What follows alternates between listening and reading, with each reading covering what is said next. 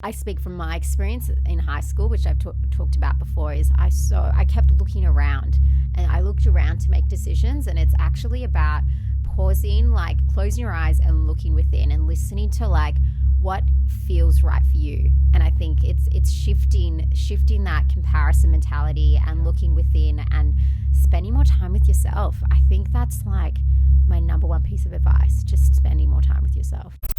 In 1837, Horace Mann created the education system, a system at the time designed to pump out factory workers and professors. The same system that is still being used today in the 21st century. Now, Mann's system is backfiring. We are being molded by the same industrial system that has existed for close to 200 years. That system delivers us into a digital economy that has no need of our outdated skills. This isn't our teachers' fault. This isn't the government's fault. This is due to a rapidly changing world full of technology and unforeseen circumstances. And us Gen Zs are caught in the middle. Welcome to the Driven Young Podcast, the podcast for stressed, overwhelmed young Australians, teaching you practical life skills you can implement now to set yourself up in life. And now your host, Byron Dempsey. Welcome back to the Driven Young Podcast. Today I'm joined by Mandy Dante. Mandy is the CEO and founder of Flourish Girl. Mandy is an ex-speech pathologist, TEDx Speaker and Australian Accredited Facilitator. To date, Mandy has worked with over 4,000 young people across Australia. Her passion originated from being a speech pathologist, where she empowered children with a range of communication disorders to find their voice.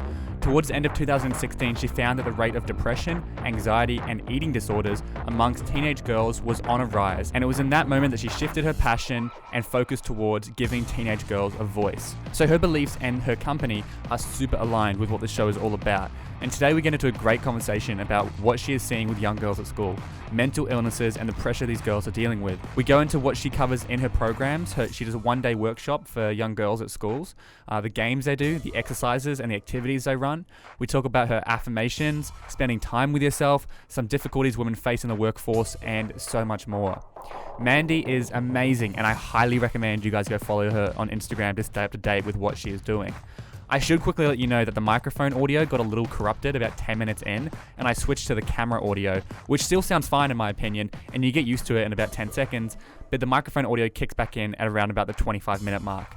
It's a great conversation, and rather than cut out that kind of 10-minute section, I figured I'd leave it in and use my backup audio, so really sorry about that. As per usual, please DM me on Instagram if you're enjoying the show. Let me know what you've gotten out of it.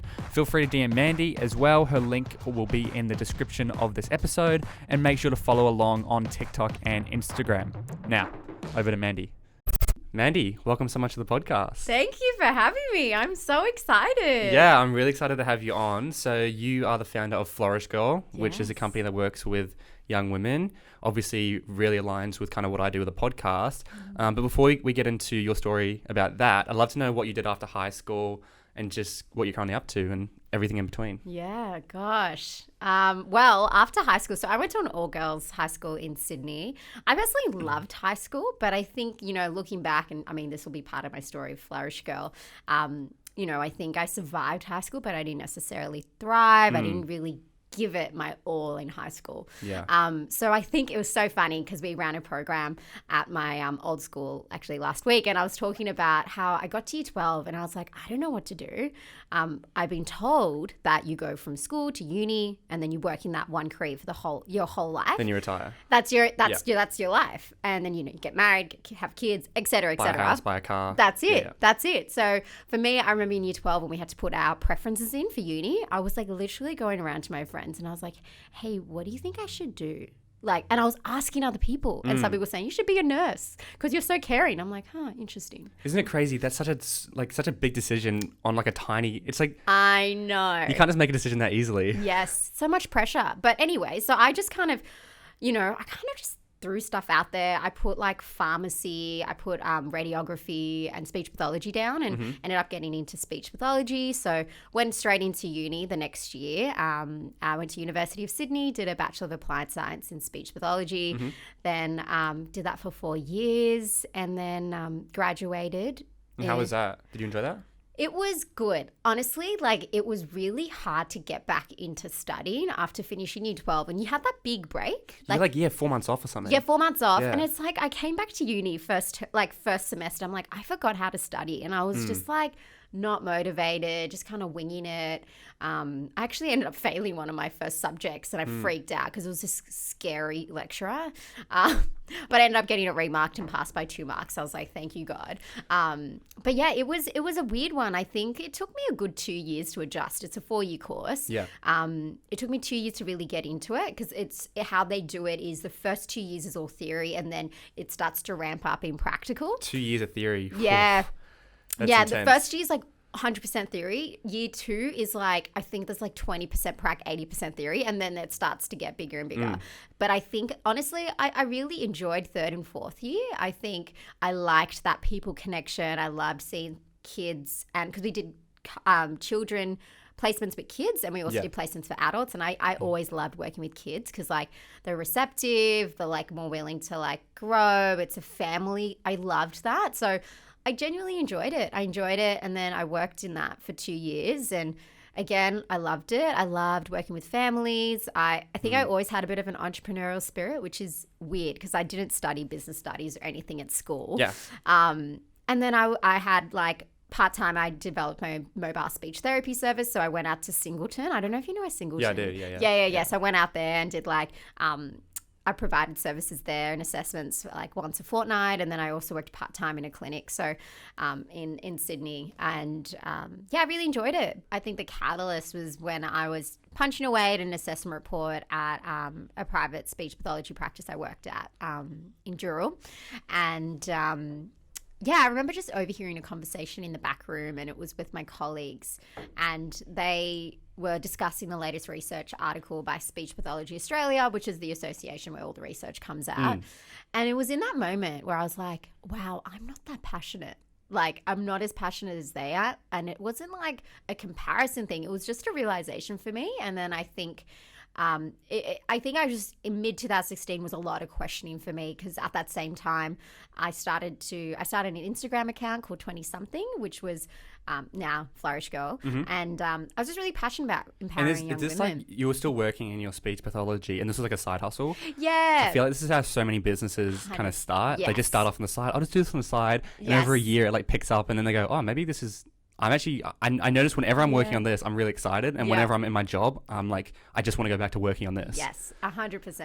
That's exactly how it started. It was just like, I was just posting like blogs, like just posting on Instagram, and I loved it.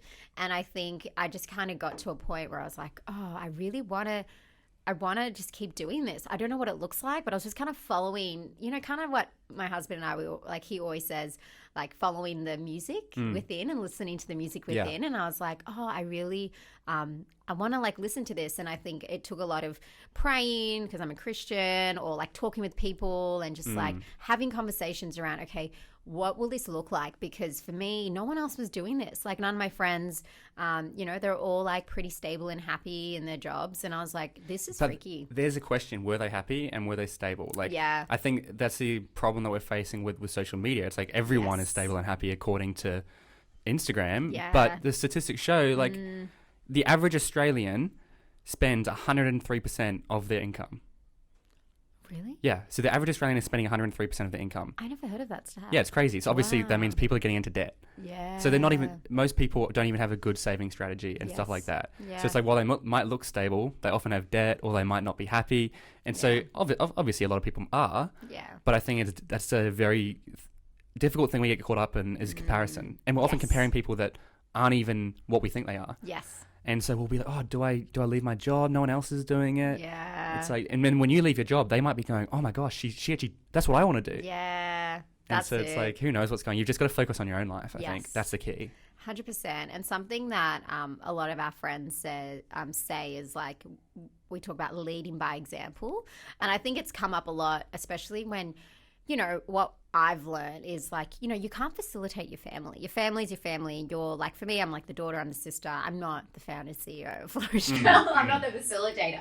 And the best way that I've learned, and also through my other friends, is leading by example and just just taking that hat off and just doing what you need to do, and then just seeing what magic and fruits that come from that as well. So yeah, 100%. Yeah.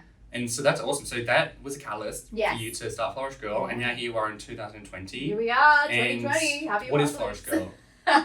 Yeah.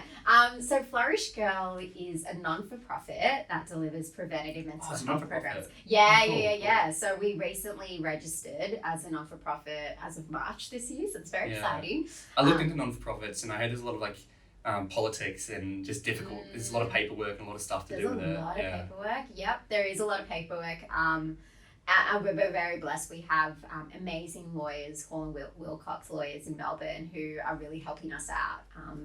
And it's been a long process, to be honest. Like, our next step is to get charity status, and that's taking a lot longer than I thought. But I've got an incredible board that's like so supportive. They're like, "Yep, we'll get it, no worries." And I'm like, "Okay, cool, all right." If they're not stressed, then I don't need to be stressed.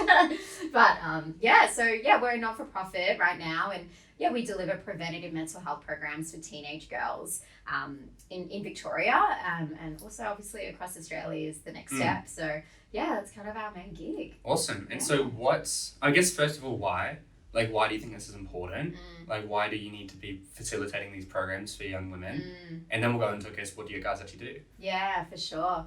Well, I think the why kind of stemmed back from high school for me. I think we were chatting a bit before, and how for me in high school, went to all-girls private school, and I think for me, I was a happy, friendly girl that got along with everyone. But I think what people didn't realize was just how much I struggled a lot. And it wasn't that it was so much mental health, it was more I was stressed out. Like, I bottled up a lot, I was insecure about my legs. Like, swimming was a compulsory thing for us, and I remember we had rashies on top of our swimmers, and I would pull my rashie down past my knees because I just hated my legs. I didn't want anyone to see it. I was stressed out about exams, and I literally had a conversation with my husband just before, and I was just talking about maths was tough for me, but like I just didn't talk about it with anyone, and I wanted to be liked by everyone, so that meant that I might not have necessarily done or said what I wanted to do. Like, I use this example all the time with girls when we're in workshops. Is we had this thing called Rock of Stanford back in school. I don't know if you remember it, but it was like a lot of schools would they would compete to dance, and it's dancing competition. I love dancing, but I didn't try out because I was scared that I wouldn't get in. And then that's been like one of my biggest regrets, because I wanted to do something, but I allowed the opinion, the judgments of others, and like it hadn't even happened yet, but I allowed that to shape my decision. So I was the same. I didn't try out for school captain. Because I just knew I wouldn't get in. Even though I think I would have made a great school captain. Just because I wasn't high enough in the social chain. Whatever you want to call the social hierarchy. And, man, and look, I was actually best friends with basically every single captain. So I'm not trying to look down on them or anything. But they got voted in because they were quite popular and liked. Not because they were the best leaders or the best people that were going to implement stuff. And I ended up doing heaps of work with the captains anyway, because I was like, once again, I was like best friends with them. And so I was stoked they got in, but I guess I look back now, I'm like, I didn't even try out because I knew I wouldn't get in. And I think I should have tried out. I don't think I would have got in, but that's kind of that same thing. 100%. And I think like, from my lived experience as a teen girl, and seeing girls in my year level really struggle, really struggled, but no one was having a conversation. Like, I remember overhearing a conversation about like some girls were having crazy diets, like eating an apple a day, or just an apple a day. Yeah, because some girls were like losing weight dramatically. I remember like in year 7 there was girls that would come to school with bandages on their wrists from self-harming, but like I never understood it. I didn't get it, but I just kind of, it was just an unsaid conversation. And when was this? When were you in high school? So I graduated in 2009. Okay, so I just think this has gotten worse, in my opinion, and from what I'm seeing and what other people are saying. Like, mental health has gotten worse for young people, and so I think this is even more heightened. Everything you're saying, 100%. Scared about your legs, that means everything's on social media now, or anything physical about you that you're insecure about. Like, it just gets heightened with what we're going through. And I think as well, like, it's such a mixed game on social media, because there are incredible, body image advocates, like women who are just, really champion the message of like, loving yourself. But and I think that's great, and things are changing, and it's, I think there's still a reality that girls are looking at other girls' bodies and picking it apart and wishing it could be a certain way. So it's important to also acknowledge that that's still around as well. So 100%. Yeah. And I think it's actually a trend right now is for kind of women showing off their bodies that are insecure about or aren't perfect, which is great to see. Yeah. But it's taken 10 years of social media to kind of get to this point. 100%. And as you mentioned, there's still a lot of what we were saying before. Yeah. So that's a why. Now I want to go into like what do you guys actually do? Yeah, So you get for sure. a bunch of girls in the room. What do you guys do with them? Yeah, so we have a lot of different programs we offer, but like our biggest, probably the most in demand is our full day Flourish Girl program. So they're called Nourish To Flourish school programs. So what that usually looks like is schools block out a full day, and we work with, the numbers vary from like 40 to like 200, like it really varies. But we have a team of incredibly talented, inspiring female facilitators in Melbourne. And, they really speak to each and every kind of girl, which was really the aim of, bringing these women together. So we have a team of over 25 facilitators in Melbourne right now. And what this looks like is a few of them will come into a school and we'll just facilitate really intimate conversations. And really, we just make it cool and relatable to kind of talk about what they're going through and know that it's okay. And we kind of just follow the magic in the day. So for us, usually a number we cap at is around 40 to 50 girls. Okay, yeah. And if we have more, we just run heaps simultaneously. But we just create a safe space for girls to talk. So we in the morning, it's all around like loosening them up. We always show them that we're not here to teach or preach to them. We're here to just have a chat and a conversation. So really getting down to their level. And, we, as facilitators, our facilitators share amazing stories of what life was like for them when they're a teen girl. We give girls the opportunity to check in with one another. We give them a tool and a guide to do that. And a lot of schools love that because they can take that and use that ongoing in home groups or connect groups like before school. And, we get girls to share, what are some of the biggest things that hold you back? And it's really a very beautiful and raw part of our programs. We kind of take them like through a dip and take them out. And that's the bit where girls get to experience a lived experience of empathy because they realize, oh, wow, I didn't know Sally was going through that. Right, and they could be the best friend. Could be someone who's really close to. Yeah, exactly. And we ran, this is to do with 2020, like we ran a few online programs this year. And we ran one actually in a Sydney school earlier this year. And it was just a small group, like 12, 11 girls in a mentor group.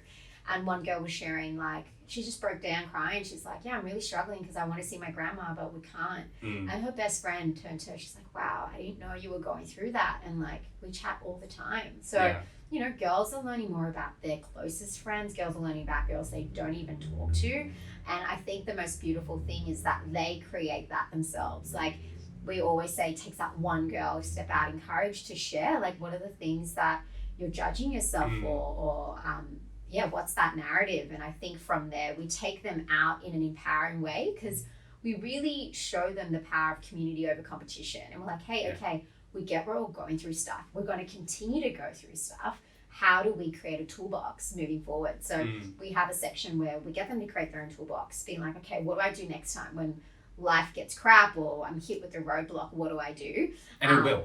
And it will. Because that's exactly. I think people have this mindset. It's like, if something happens, something's going to happen. Yes. That's how life works. Yes. It's going to be ups and downs. Yeah. You're going to be really good one day and the next day it's going to be down. Yeah. And you've got to prepare for that. Yeah. And that's 100%. resilience. Yes. Building that mental toughness and that, that thick skin that I feel like our generation is quite lacking. Yeah. And I think for me, like I always speak from my experience and that's like our number one philosophy at Flourish Girl is that, again, we're not telling them how to be. We're just speaking from our experience.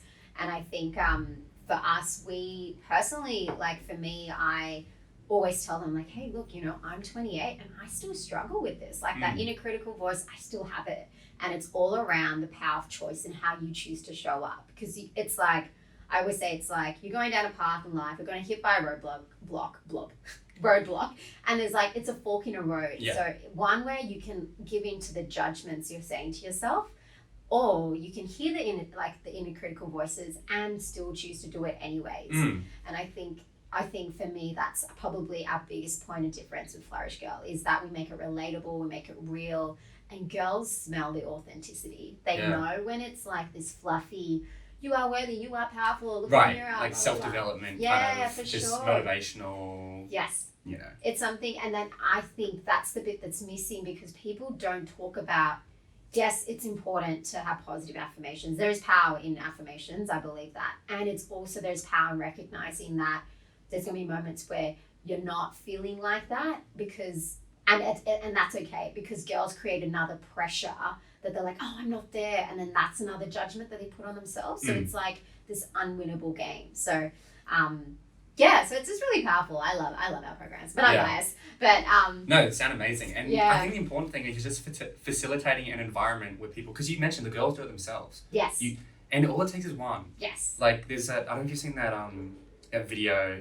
A guy did a TED talk on it about this like drunk guy dancing at a festival. Oh my god, I've seen that. Yeah. And so this guy gets up and he starts dancing like crazy, and then the second person gets up slowly, and then the third person gets up, and once you hit like critical mass, the fourth, the fifth, the sixth, once you've got like 10 people up there, everyone who was kind of judging him but secretly wanted to go up, now they can get in there and they're not going to be the center of attention. Yes. So suddenly everyone flows in. Yes. It's just a huge mosh. That is exactly it. My chair of Flourish Girl, Lil, she sent me that because she was running like a leadership workshop and she's like, this is the best video. I'm like, oh my god, it is. Yeah. Like we need to play that somewhere in a Flourish Girl workshop. But yeah, do it. You should. True. It's all it takes is one. Yes. And on the flip side, you know, it can be the negative as well. Yeah. If you've got one person who's really bringing it down, then it can really bring down a lot of other people. 100%. So I think for like young people, understand that you have a lot of power. Yes. Like if being the first person to do it or stepping out. Yeah. Like if you're the first person to start dancing, and is that example? Yes. You know, or if you're the first person to open up, the first person to cry on these workshops, the first person to whatever. Yes. Facilitate an important conversation with your friends. Yeah. If you start having these conversations, they might have to start having it with you, and then your whole friend group's having these conversations, and it can kind of skyrocket, like not skyrocket, but like multiply. 100%. And it's so funny you say that because we actually have a section in our programs called the Dancing Challenge. So we get one girl having to nominate themselves and dance in the middle of the circle for a whole minute. Oh my gosh. And it's so funny. Like, it's so funny because everyone's just like, they don't expect it. They have no idea what's coming when it comes to a Flourish Girl workshop. And this is last week, one beautiful girl, she stood up and she did it, and then she sat back down, and like we just applauded her and we just acknowledged her for her courage. And then I was like, so give me an insight to your thought process. Like, what got you to get up? She's like, honestly, I knew that if I went to bed at night and I didn't do that, I would regret it. And then it just shifted the room. And then I saw her, because then we opened it up again for someone else to do it. And I could see her being like encouraging her friend, like, look, you should do it. I could see her doing like a side conversation. She was right next to her. And then a friend got up. And again, it's like that she created the culture. And I think that is so powerful, especially at that age where you want to look cool. Like, you want to look cool. This is the biggest problem. So I just told you, I just went to this event on the weekend. 12-hour days. 9 to 9 Saturday, 9 to 9 Sunday. Big days. And it's very, you don't know, a lot of these kids, their parents have just said, I want you to go to this. And they've been forced along. Wow. And so many people, you can see them, they're just trying to be cool. They don't want to, we do a lot of dancing at this event. Yep. Like, everyone's dancing. There's a lot of like really uncomfortable stuff. And that's good. But a lot of people just want to, hold the image of being cool. And as a result, they're the ones that aren't cool. Yes. Everyone looks at them and is like, oh, shut up. Like, stop, take your hoodie off. Stop, like, crouching over trying to be cool and not speak and present. Like, everyone else is having a fun time. And so I think that is a big part of it. And especially, I've noticed it more in the private schools.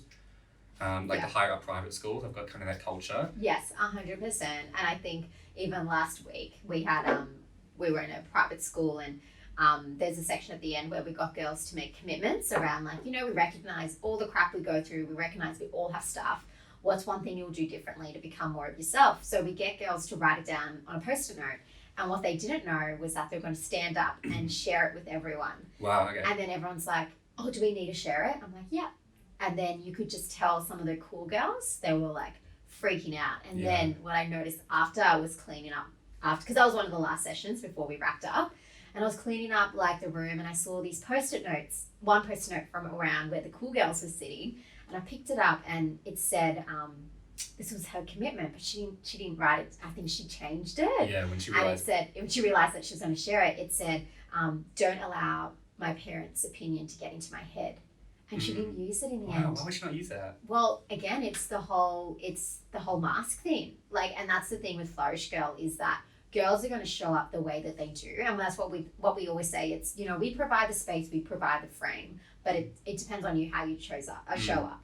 And so many girls like have the courage to really grow and step out of their comfort zone, and then some girls don't. And for us, that is beautiful and part of the process, because we're all about the power of planting seeds. And like, even for that girl, she would have planted that seed, being like, yeah, I held back there, and that would have been a discovery for her.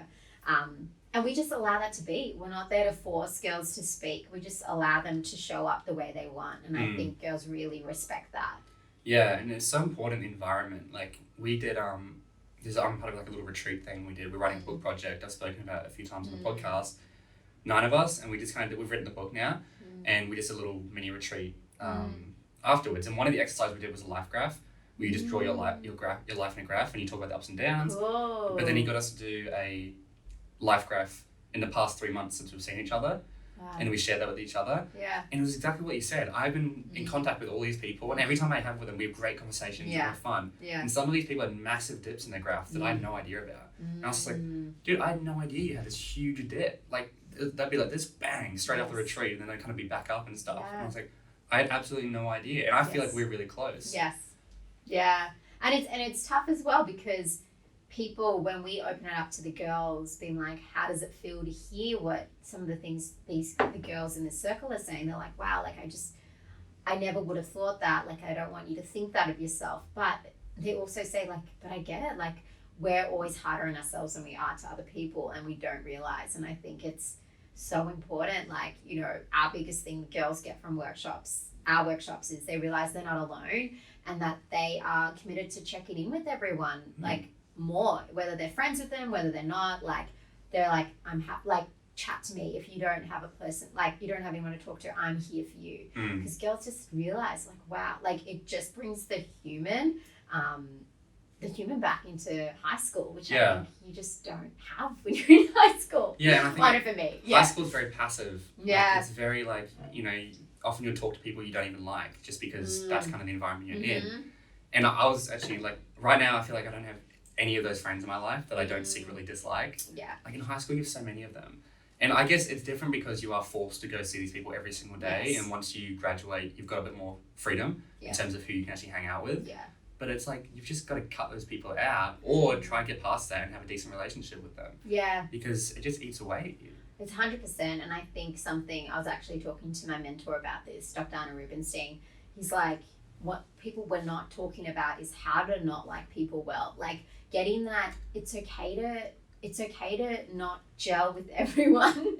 You just pop you like, but he was just like, we don't get taught that. We don't have to be friends with everyone. Like, it's okay to have someone else in the room that has different values, different likes to you, and you can still respect them. I think I'm like, wow, when he said that, I was like, wow, we don't have conversations around that. And like, it's important to have that.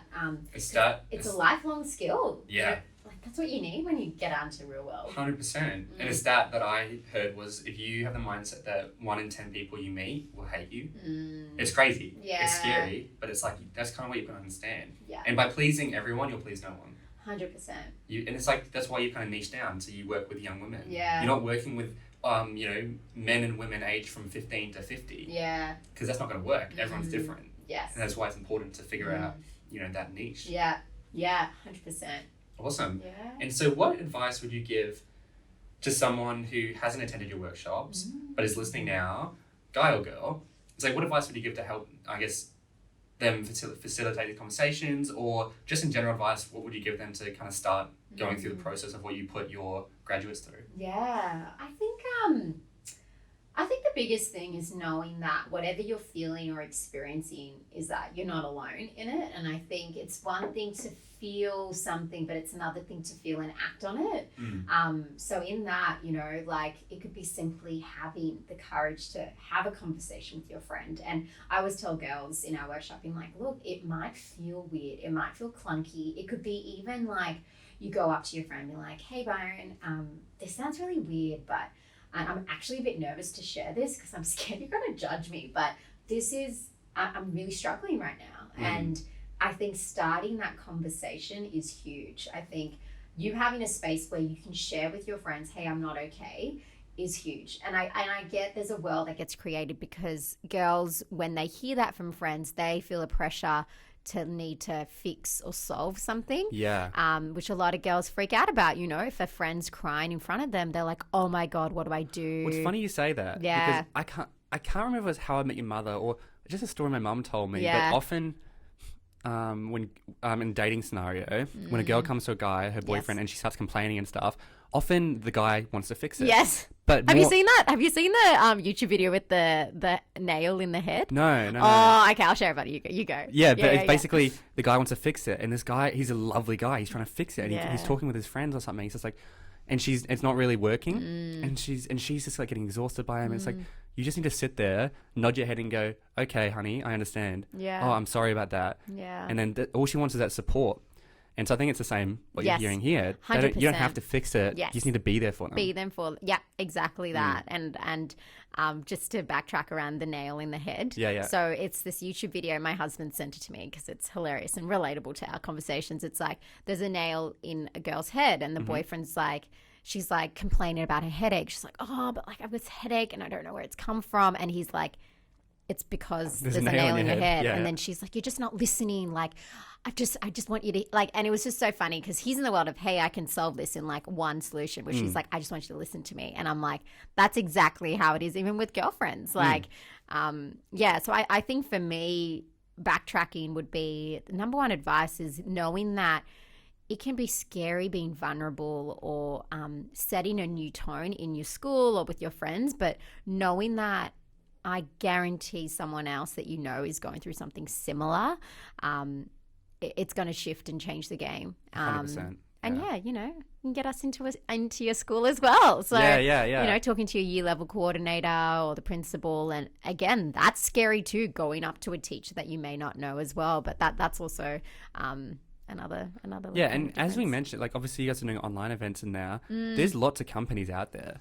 There's the equivalent, I think, is it Man Cave or something? Yes. Which is like the equivalent of what we talked about for men. Yes. I want to get him on as well. He's awesome. Hunter or something. Yeah, it's Hunter. And then there's the company I just said, Empower You, which was Brent. He came on episode 32. Yeah. Like, there's so many companies out there where you can get extra education around all this sort of stuff, really important stuff that, as everyone knows, I think we should be learning in school. Yes. The fact that we have to bring in other companies and entrepreneurs have to start this stuff up.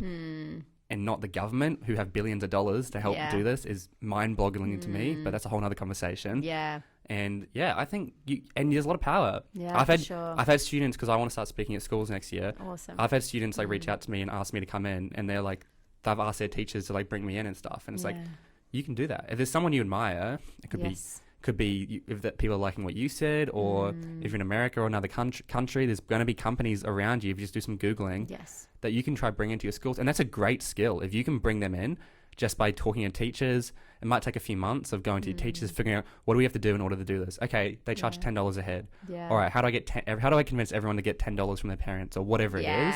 I think that's a really good skill. Oh, it's amazing. It's amazing. And it's all very exciting. Yeah. So different to when I was at school. I know. And I think it's so exciting. Like there's so much potential out there. And obviously there's no shortage of information. There's all the stuff online. Yes. Like there's just so much you can be doing to try better yourself, improve yourself. But I guess actually a question I've been getting a lot lately has been from people, I can answer this, but I want to hear your thoughts as well. It was basically just barring like school holidays that are coming up. They're like, I want to learn stuff. What do you recommend I learn? Oh. And so I was kind of like, oh my God, that's a big question. Even I'm like, whoa. I was like, well, communication, leadership skills. But then I was like, there's even simple skills. Like I think video editing, photo editing, and like basic design skills are going to come in handy for a lot of jobs. Like if you can do Canva well, that's pretty valuable. Yeah. Like a lot of companies will be like, oh, you know, Canva, you can do design. That's a really good skill to have. Yeah. But yeah, what were your thoughts on? Yeah. Well, it's so funny because my husband and I were having this conversation the other day, and he's like, oh, when we have kids, like a really good skill to have is coding. Yeah, it is. 100%. It's a really good skill to have. He said that. I was like, oh, wow, yeah. And it was so cool. So the school that we went to last week, we had to clear out the room because there was these little girls coming in to learn how to code. Girls for Coding? There's a company that's... Oh, I don't know if that's called Girls for Coding, but... There's a company in Australia that specialises in teaching girls how to code. I can't remember what the name Oh, is. is it Code Like a Girl? Yeah, that's it. Yeah. They're awesome. They do awesome stuff. So that, I agree. That's a really good skill to have. Yeah. So that's like a practical thing in terms of work. But I think honestly, it can be as simply as spending time with yourself. I think like one thing, especially when you're young, and when I was young, I never thought of like spending time with myself. Like spending time with myself would be spending time with friends or spending time with my sister, because I'm always been very close with my older sister. But actually like buying a journal from Kmart, which is like $5, might be cheaper, and there's pretty ones. I'm a sucker for pretty journals. Sitting down and just learning to journal out your thoughts. I think girls have a superpower with learning how to write. They just know how. You give them a pen and paper, they will write till the cows come home. It is the biggest thing we see in our workshops. So I think journaling out like how you're feeling, what you're doing today, it's just such a great foundational skill. Like I think if that's the one thing you do this summer, that's awesome. I think that's probably the biggest thing. Yeah, and also, like, imagine when you're 30 and you can look back on when you were 15 journaling. Like, that's so valuable. So valuable. I think Matthew McConaughey, he just wrote a book called, like, Green Light, and he went away into the desert, and he had 30 years worth of journals. And he went through 30 years of his journals. And so he's been journaling since he was, like, 20, and now he's 50 or something. Yeah. And that's how he wrote his book. He went through his journals and told us to use that to write his stories. Because I forget what I did last week. Me too. And I've been... You flick through your journal? Yeah, I've started journaling like 3 months ago. I use an app on my iPad, so it's all kept there. Nice. But it's really cool. You can go through and you can have a look. Oh, that's right. I was happy here. I was sad here. Yeah. And so it's really cool. Yeah, and it's so true. Once again, I think it's a habit we should be building in at school, even in like roll call. Yes. Like it's like, hey, let's just journal for 5 minutes or something. Yeah. Little stuff like that. Yeah.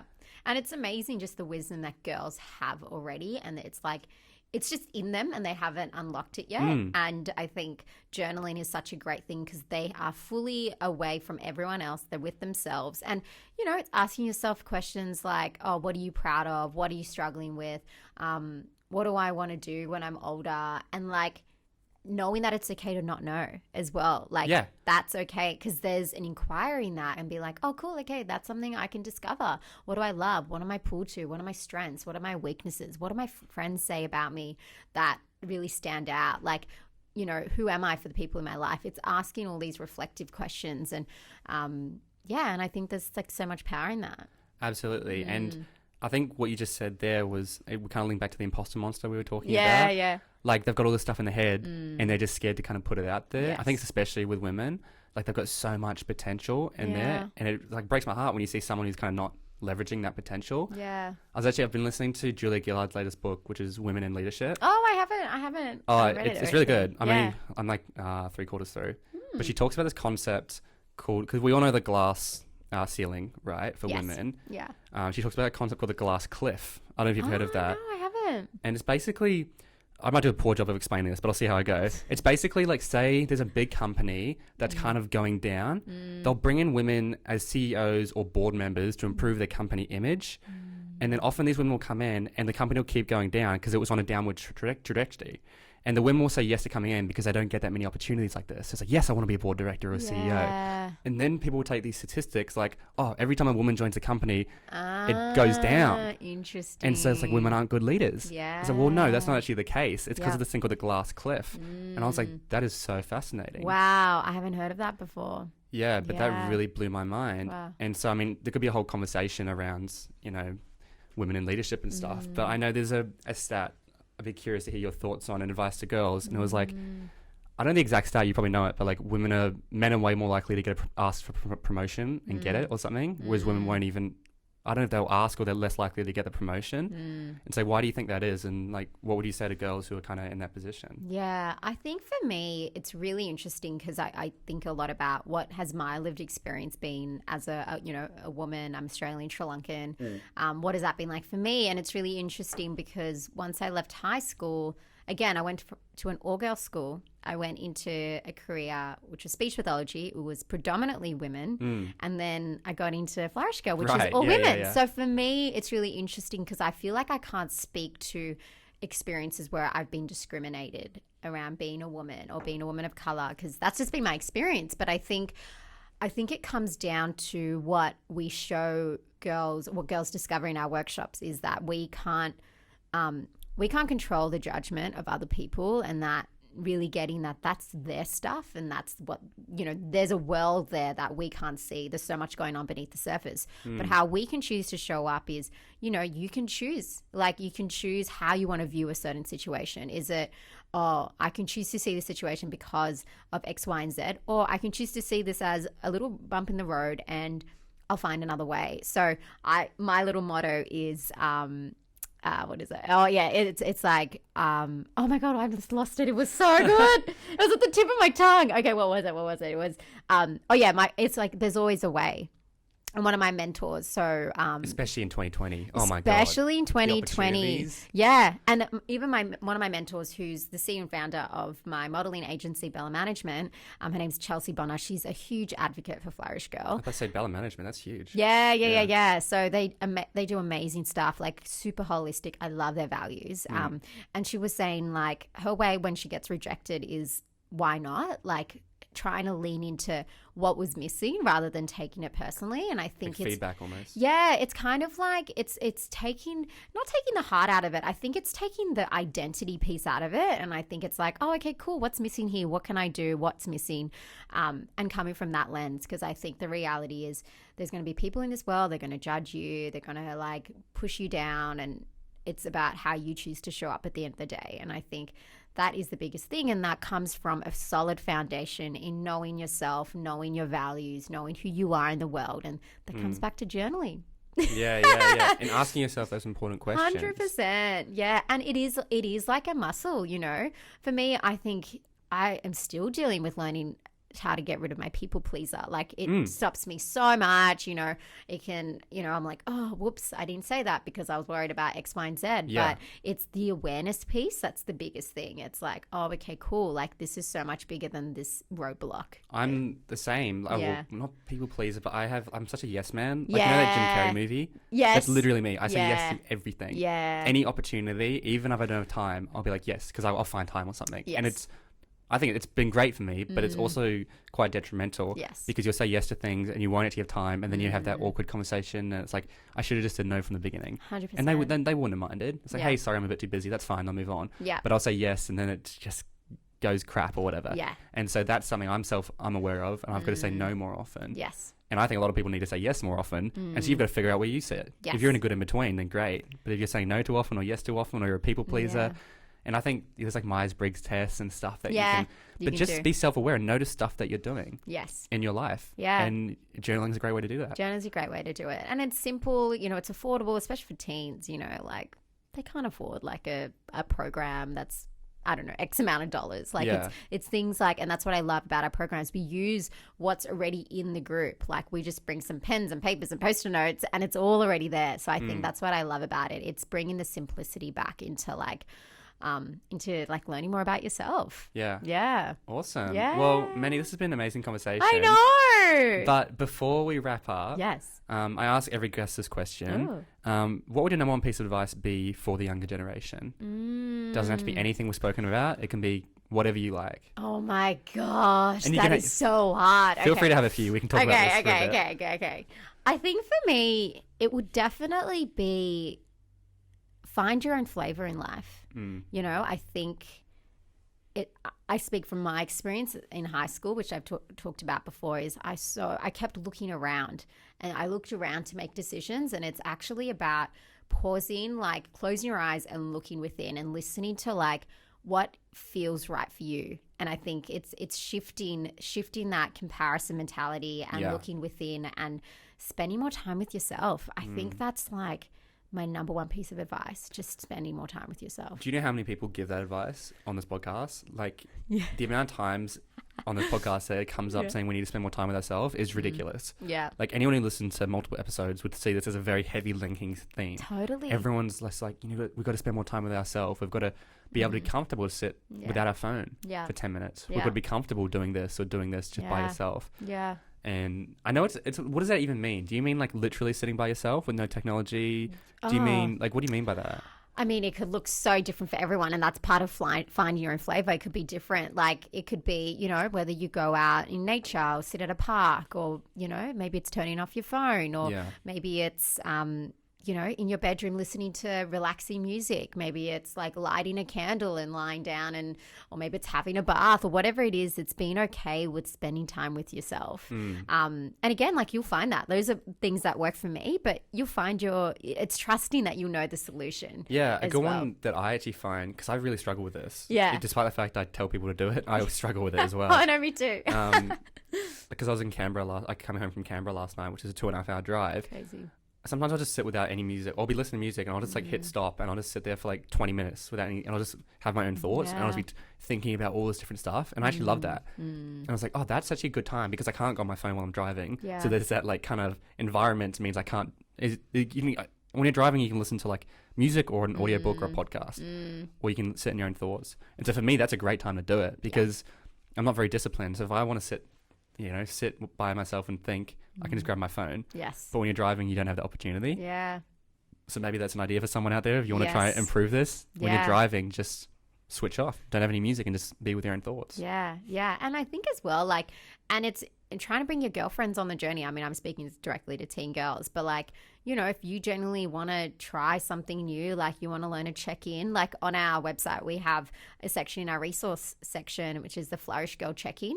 And it just helps you to language out like how you're feeling, what are you grateful for, what are you looking forward to.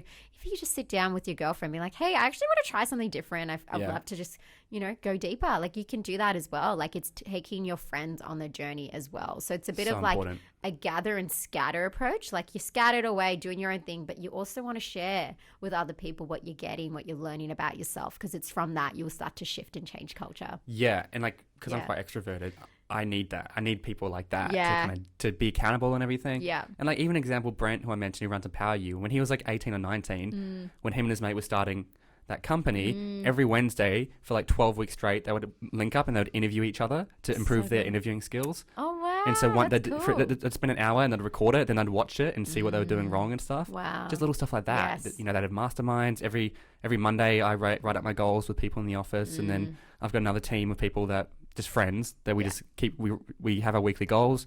And if we don't get those goals done, I got to pay money, and there's accountability and there's like a consequence. 100%. And so by having that environment and having people around you, and I think you would find if you went to anyone, if your friends and said, hey, I want to do this, not many people would say no, I feel like. Yeah.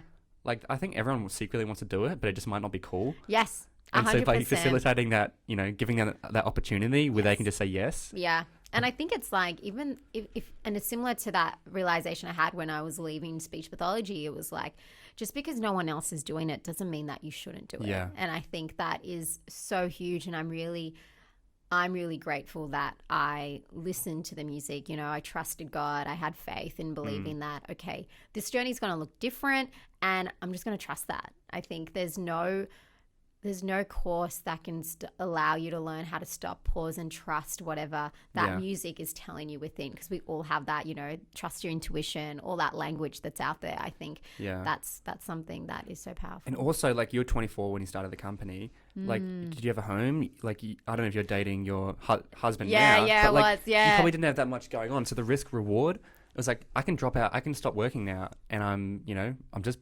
renting. I don't have many expenses. I don't have kids to look after. Yeah. So as young people, this is where we can really take our advantage. It's 100%. like, get in now. Yeah. Because if, you know, shit hits the fan, you can just move home, or you don't have kids to look after. You don't have a mortgage. You don't have a car loan. Yeah. So it's like, now's the best time to do this stuff, because when you're 35 or 40, it's going to be way more difficult. Yeah. And I think in that as well is, for me, when I took that leap of faith and I changed careers, I had to learn to share that with my family, like what I was doing, and educating them and bringing them on the journey, because it's important that the people who are your, you know, soul cheerleaders, your family, your close friends, that they know what you're up to and what you're trying to do, because then they also feel like they're winning. So like even now, like that was a process for me. My husband was the one that encouraged me to share more, because I was like, oh, I don't want to brag. I don't want to be too much, which is another whole thing. I had that problem as well. Yeah. But then what I realized, I'm like, oh no, wait, like, they're my family. They're my close friends. They love me and they want to see me win. So